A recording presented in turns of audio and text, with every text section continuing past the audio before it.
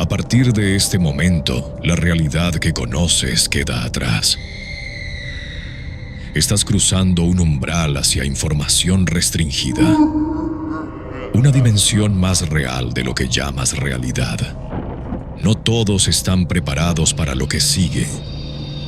Esto es Archivo W. Dirige Felipe Whitman.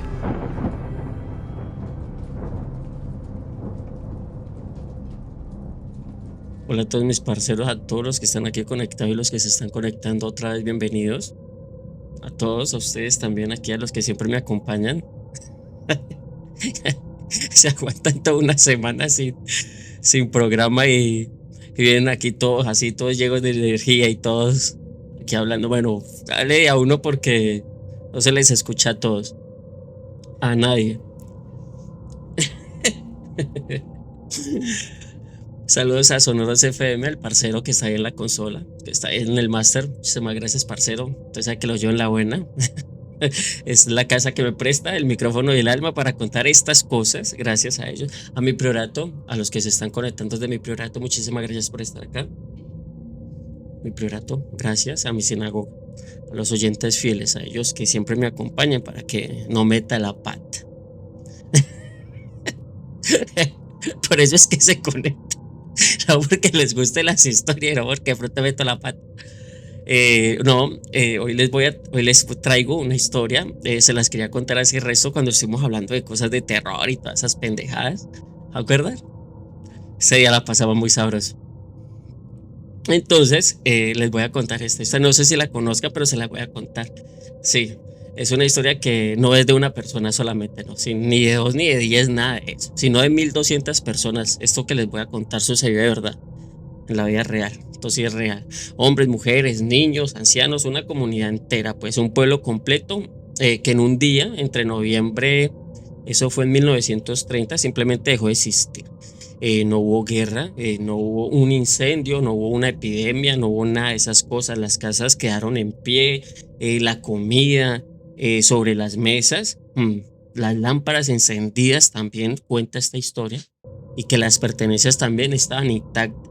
Pero las personas se habían ido como si hubieran levantado el vuelo prácticamente, como si la tierra se los hubiera tragado, como si alguien o algo los hubiera borrado totalmente del libro de los vivos.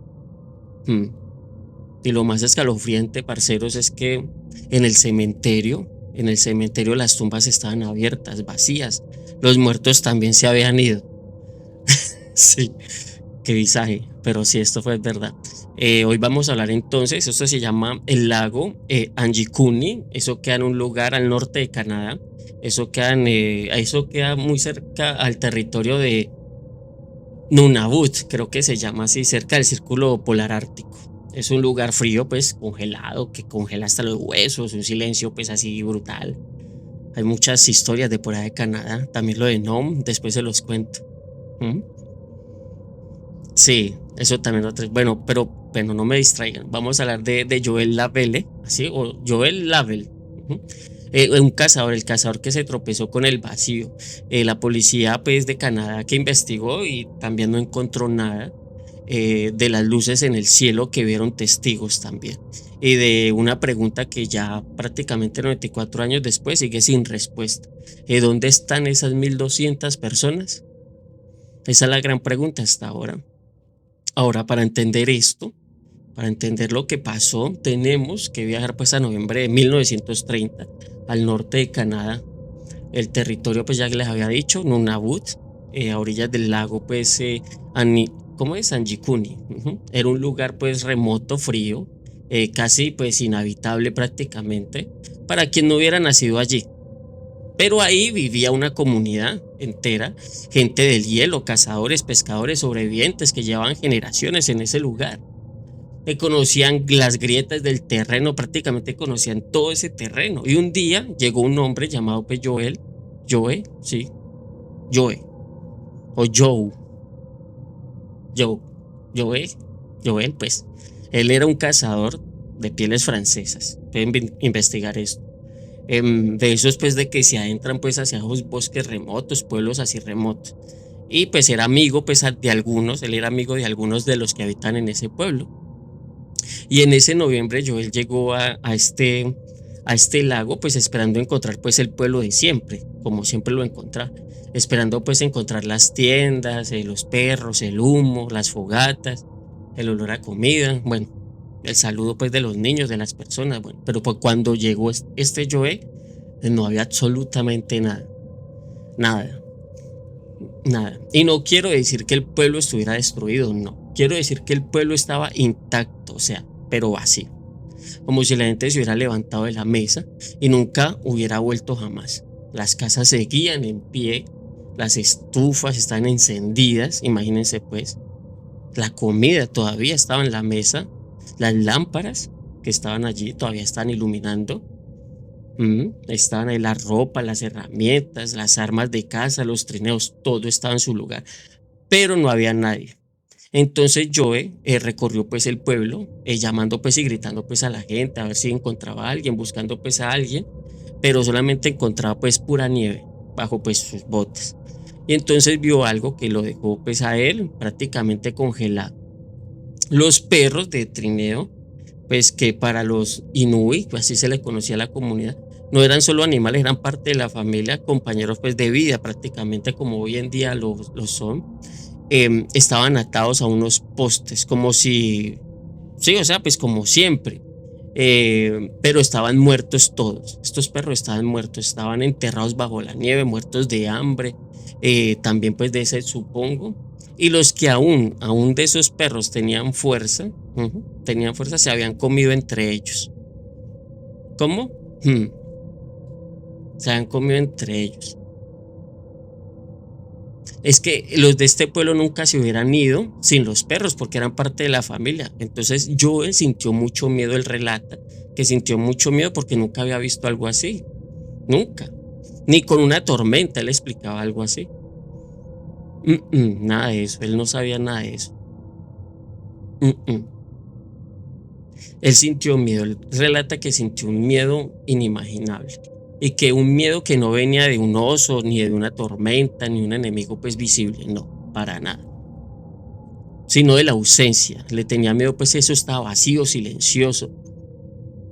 Sí, qué miedo, sí. Caminó kilómetros hasta la oficina pues de telégrafos más cercana y mandó un mensaje a la policía pues de Canadá. Y el mensaje decía que él había encontrado al pueblo pues de Anjikuni que estaba desierto, que más de 1000 personas habían desaparecido y que enviaran ayuda y respuesta inmediata. Eso decía la policía pues obviamente de Canadá o sea, no se tomó esto a la ligera. Enviaron a sus mejores hombres a investigar, entrenados para rastrear cualquier cosa, cualquier condición. Días después llegaron ellos ahí pues a este lago. Y lo que encontraron confirmó cada palabra de lo que decía Joe.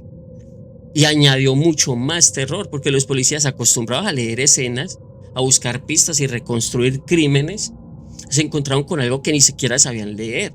Escenas, nada, o sea, las casas están intactas, las agujas, todo estaba en su lugar. Y entonces encontraron unas cosas. Encontraron una cosa. Encontraron algo. ¿Cómo se? El cementerio. De eso les quería hablar, el cementerio. Del cementerio. Los inues, pues, esta gente enterraba a sus muertos en tumbas elevadas, protegidas pues de los animales y marcadas con piedras en un lugar sagrado.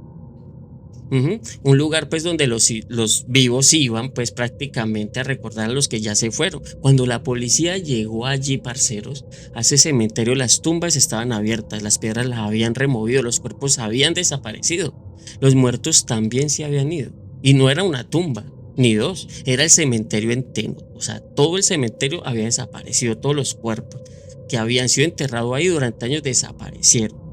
Algunos recientes, otros décadas atrás, otros ya habían sido desenterrados pues y llevados pues y sin dejar ningún rastro, sin huellas, sin señales de lucha, sin absolutamente nada. Los vivos y los muertos se los llevaron. Mire, parceros, aquí la gran pregunta es ¿quién desentierra a los muertos y por qué? ¿Por qué? ¿Y a dónde se los llevan? Los investigadores buscaron huellas, rastros, buscaron cualquier señal que pues para que supieran a ver dónde se habían llevado a los vivos y a los muertos, pero la nieve, pues que siempre guarda pues todas las marcas y todo eso los tapa, ahí en ese momento no guardó nada, no había huellas, no había senderos, no había absolutamente nada, solamente una cosa, varios testigos del pueblo cercanos a kilómetros de distancia, mm, reportaron haber visto algo extraño en el cielo en la noche que desapareció esta gente, una luz, y que la luz era enorme, era brillante, mm, que era brillante. Y que no era una, no, que eso iluminó bastante y que no era una aurora boreal, pues porque esa gente de ese pueblo sabía que era una aurora boreal. Y los operadores de radio de esa zona reportaron algo más, interferencias y señales extrañas, ruidos que no podían explicar justo en el momento de la desaparición. La policía no supo qué hacer con esa información, la incluyeron en el informe, pero no la investigaron. No sabían ni siquiera cómo hacerlo, pero pasaron semanas y meses rastreando kilómetros y kilómetros, interrogando a cientos de personas, enviaron telegramas a todas las oficinas, a todos los puestos de casa, a todas las comunidades del norte, parcero. Y los 1200, a las 1200 personas nunca aparecieron. Nunca. Hasta el día de hoy. Ahora pongamos esto en perspectiva, porque hay detalles de este caso que no encajan con ninguna explicación racional. Primero, la gente del pueblo era gente de este terreno, conocían el frío, conocían la nieve, conocían la supervivencia. Si hubieran tenido, o sea, si hubieran tenido que irse, pues por alguna razón supongo, por una tormenta, una plaga, por un ataque, se habían llevado sus cosas, sus armas, su ropa, su abrigo, sus comidas, los perros, pero no se llevaron absolutamente nada, todo seguía encendido, las velas, las lámparas, las estufas, la comida estaba en la mesa, los perros estaban atados y muertos. No fue una migración, fue como si se hubieran evaporado. Segundo, aquí los muertos. ¿Quién desenterra a los muertos y por qué y para qué? O sea, ¿y cómo? La pregunta es como si el suelo estaba congelado. O sea, estamos hablando del Ártico. Cavar una tumba en noviembre es casi imposible allá. Para alguien, para alguien de allá sabe que eso es imposible, pero alguien o algo lo hizo. Lo hizo. Y se llevó los cuerpos sin dejar rastros. Tercero, las luces, que eran verdes en el cielo. No una, sino varias personas dijeron de esto, que de lugares distintos reportaron esto. En esa época, en esa zona no había tecnología capaz de producir algo así, no había aviones, no había cohetes, no había pues nada.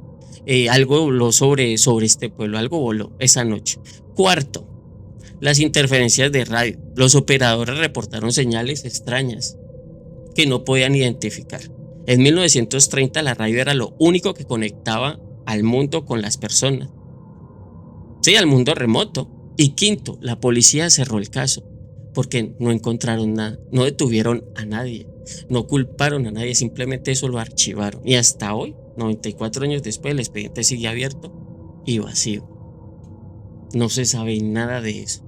Mire, hay más detalles que pocos conocen sobre esta historia. Por ejemplo, los investigadores, en lo que yo pude investigar sobre esto, encontraron algo raro en las casas. Y no solamente la comida estaba pues ahí en la mesa, no, sino que en algunas viviendas cuentan que había pipas aún calientes, como si alguien hubiera estado fumando momentos antes de desaparecer. Y en el centro del pueblo había un fuego que todavía tenía humo, como si la comunidad se hubiera reunido alrededor y de repente todos, absolutamente todos, o sea, de repente todos desaparecieron, se hubieran ido al mismo tiempo, pues hacia arriba, supongo. Porque no había huellas, parcero, no había huellas hacia ningún lado, todo estaba bien. O sea, también encontraron herramientas de casas, las de casa, pues apoyadas contra las paredes, los cuchillos y los arpones, cosas que cualquier cazador se llevaría, pues si fuese pues para alguna parte. Pero todo estaba ahí esperando y los trineos también estaban perfectamente alineados, como si estuvieran listos para ser usados. Pero los perros que tiraban de ellos estaban muertos, estaban atados. Entonces la pregunta aquí es, ¿por qué atar los perros si iban a desaparecer? ¿O alguien los ató después? ¿O los perros fueron atados para que no escaparan mientras pasaba algo? Y es que los testimonios, pille, yo miré los testimonios de la época son escalofriantes. Un trampero, alguien que pone trampa, que pasó por la zona días después, dijo que el silencio era tan denso que podía sentirse en los oídos, que nunca había experimentado algo así y que incluso los animales del bosque habían huido. No había pájaros, no había ningún sonido, solamente el viento y la nieve y otro testigo, un operador, un operador de telégrafo, de un pueblo a 200 kilómetros de ahí, declaró que esa noche las agujas de su equipo se volvieron locas, que marcaban cosas que no tenían sentido, como si alguien estuviera enviando señales. Dame un momento. Sí, como si alguien estuviera mandando señales de un lugar que no existía. Y que sí, y que al día siguiente, cuando intentó comunicarse con el puesto más cercano, pues al lago pues de este pueblo, no obtuvo ninguna respuesta. Y eso era extraño porque siempre había alguien esperando, siempre. Ahora, los ancianos de esta comunidad guardaron silencio durante años, pero cuando algunos investigadores lograron hablar con ellos en la década de los 50, contaron algo que sus padres le habían transmitido. Dijeron que sus abuelos les hablaban de un lugar al norte donde no debían ir, un lugar donde la tierra se encuentra con el cielo y que a veces la puerta se abre y quienes están cerca cuando eso pasa pueden ser llevados al otro lado, y que eso había pasado ya antes y que no era la primera vez, pero esta fue la más grande, que se llevó a 1200 personas. Y lo más triste, o sea, la más triste, porque se llevaron a todos, incluso a los que ya estaban muertos. O sea que eso ya había sucedido antes. Las personas ancianas de ahora cuentan eso, que los padres de estos ancianos les contaban esta historia, que no se podían acercar a ese pueblo. Mire, es que hoy, casi ya 100 años después de esto, de lo que pasó en ese pueblo, no, nunca nada se construyó, nada nuevo allí. Nadie volvió a vivir en ese lugar, nadie. Otras comunidades que están cercas a ellas evitan esa zona, dicen que ese sitio está maldito y que los espíritus de los que ya se fueron por ahí deambulan. Y que a veces en las noches de aurora se ven luces que no deberían de estar, que se escuchan voces que no solamente son del viento, que si te acercas demasiado puedes sentir una presencia como si alguien te observara.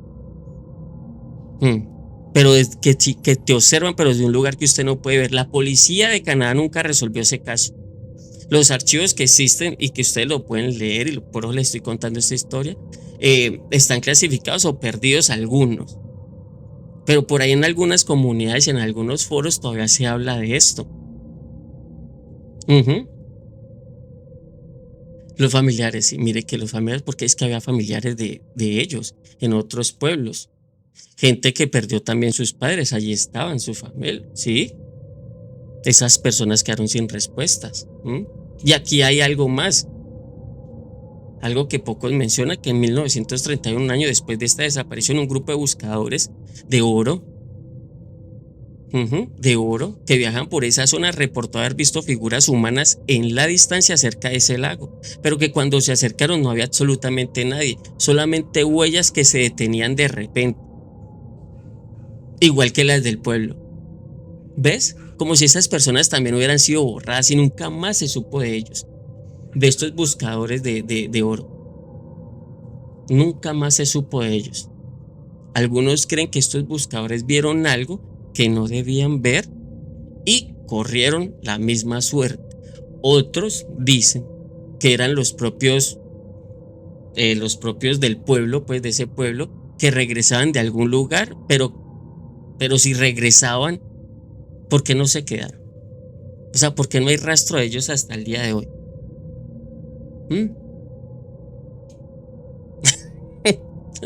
Sí.